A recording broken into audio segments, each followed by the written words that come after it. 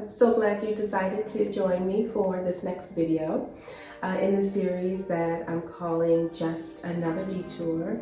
As I always mention, it is actually fashioned in a sense after the book that I wrote just a few years ago, also called Just Another Detour. You can search it under my full name, Mayanda Carr, on Amazon, paperback, Kindle, whatever formats are available. Very quick and easy read, but I tell you, just packed full of nuggets and truths and hopefully little helpful practical hints to help you move through what can be difficult and challenging times that we are certain to all face. So this video is called Exhausted in Victory. It's almost like a companion piece to The Rubble, so definitely check that video out. Because what I'm doing is I'm trying to help us view some of the challenges that we face and encounter from a different angle, through a different lens, a different perspective, and maybe in a way that we don't always hear.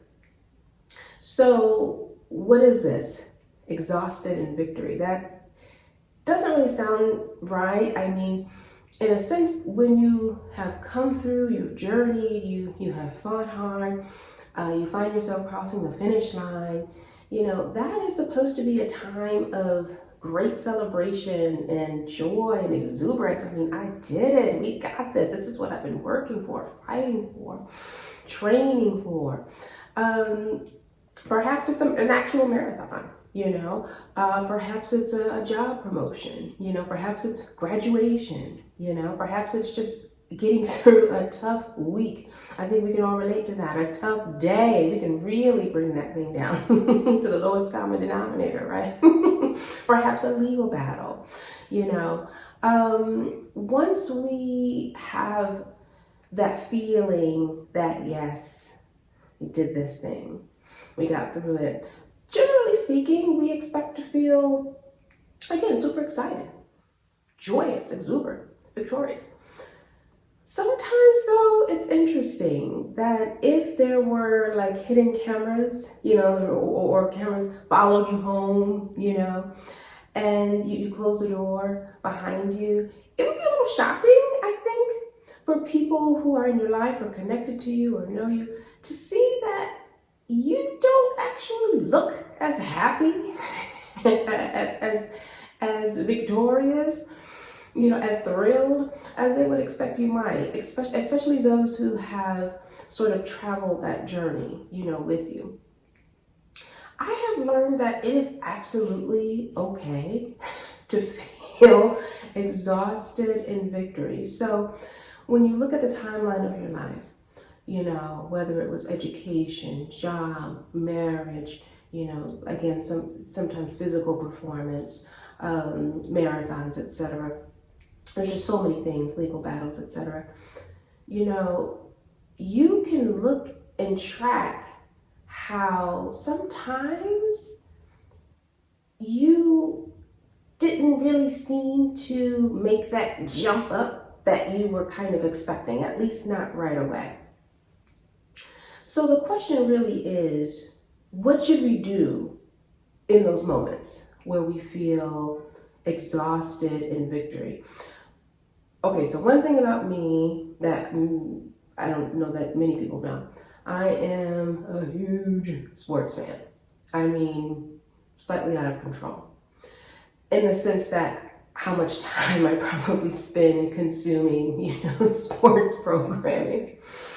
And there is a very famed coach, Vince Lombardi. If you're not familiar, likely one of the greatest NFL coaches of all time, and arguably one of the greatest leaders and coaches in like all American sports history. I mean, you know, that famed. He has a quote that I wanted to read to you. It says, "I firmly believe that any man, any woman, any person's finest hour The greatest fulfillment of all that he holds dear is that moment when he has worked his heart out in a good cause and lies exhausted on the field of battle, victorious.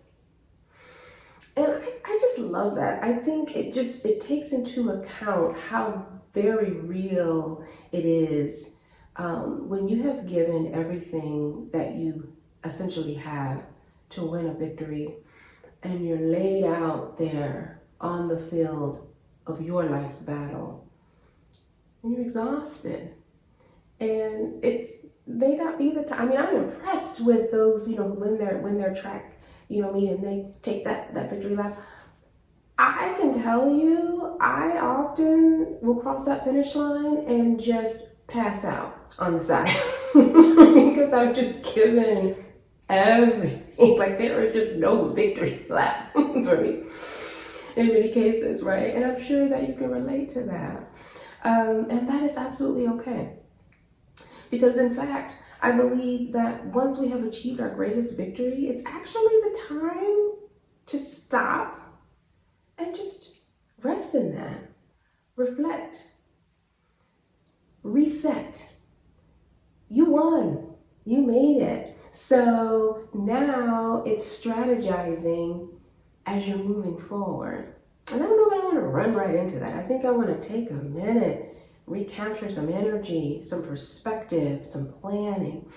So I wanted to introduce this concept of sort of mind, soul, body, or body, soul, mind. When you find yourself feeling a bit exhausted in victory, I think it's important to, something I've learned, and something I certainly apply in my own life, to do three things. And I think, I'm no athlete, but I believe that an athlete would probably agree. We need to, number one, rest. That's body. We need to, number two, rehydrate.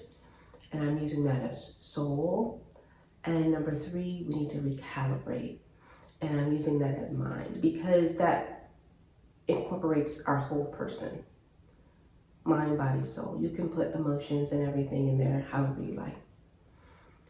But we want to first rest. And however that looks to you.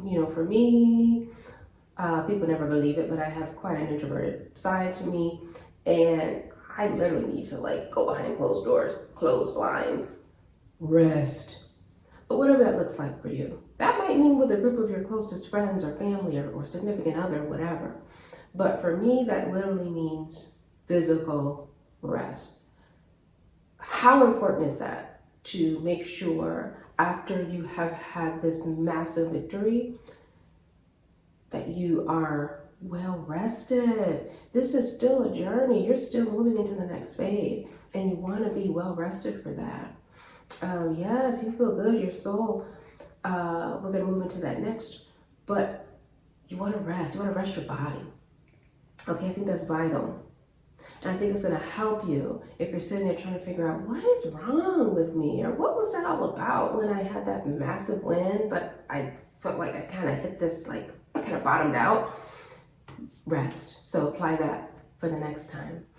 Number two, rehydrate. Now, obviously, a performance athlete's going to tell you, yeah, you need to rehydrate. And they'll do whatever that they're taught to do or they've learned to do.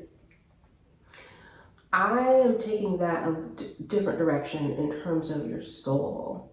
Okay, you need to rehydrate your soul. You need to feed your soul. You spend so much of your core when you are moving towards a victory, or even fighting for a victory, or just surviving long enough to get to a victory. That requires a lot of your inner you to get there. And you need to rehydrate. Okay, what do I mean by that? Well, you need to feed your soul, whatever that looks like for you. For some of us, that might be getting back into a creative space. It could just simply be, tapping into people that, care about us, that we're connected to, reconnecting.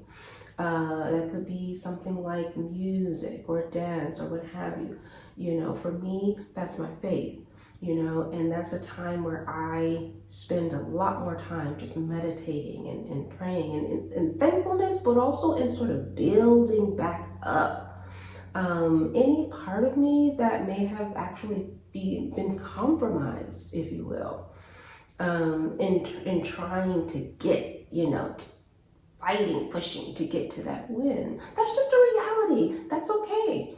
Whatever that looks like to you, you need to rehydrate, you know, your soul. Okay, so you need to rest your body, you need to rehydrate your soul.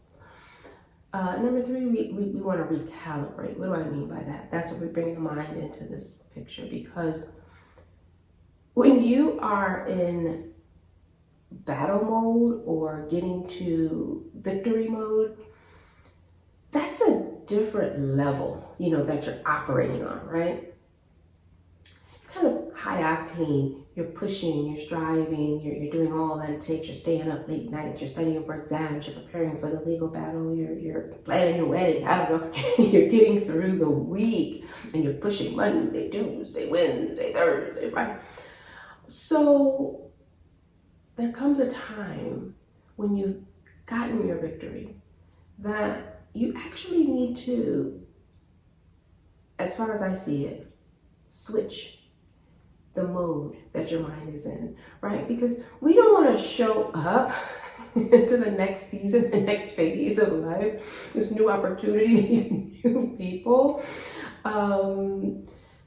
crazy. I mean, is there another way to put it?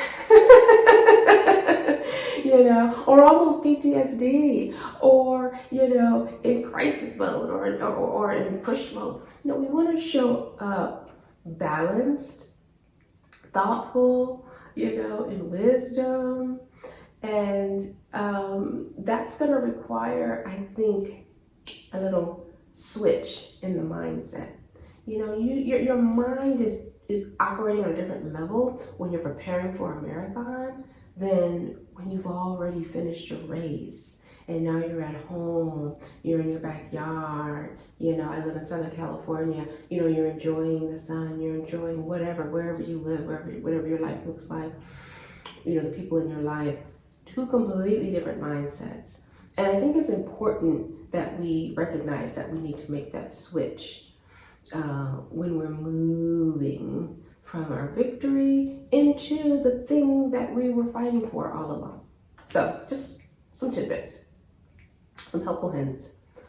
When we're feeling exhausted in victory, it's an opportunity for us to rest, actually rest, to rehydrate, reinvigorate our soul, our core, whatever that looks like for you. For me, that's my faith. And we need to recalibrate our mind so that we're showing up in the next season with the right mindset for the task ahead. So, you know what? Do those three things. I guarantee you're gonna get that next win, and those tides are turning from exhaustion to renewal. All right, well, thank you so much. I've had a wonderful time sharing this video with you, one of my favorite topics, and I will see you in the next one. Dr. Maya, bye-bye. Hey, it's Dr. Maya. Don't forget to click subscribe, and you can follow me on social media for more. And don't forget, just another detour. See you at the next stop.